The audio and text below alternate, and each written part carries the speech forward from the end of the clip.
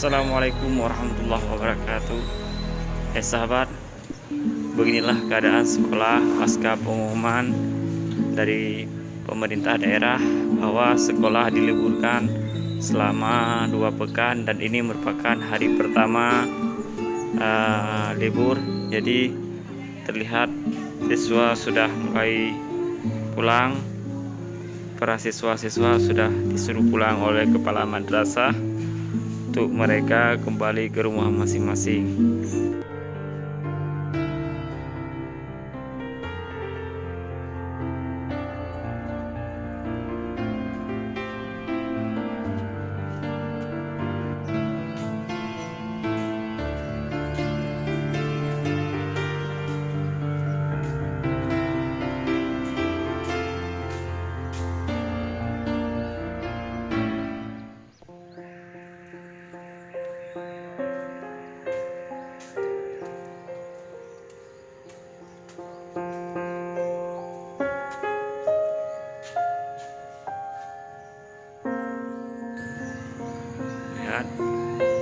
Semua siswa tidak ada yang bertahan di dalam kelas, langsung pulang ke rumah.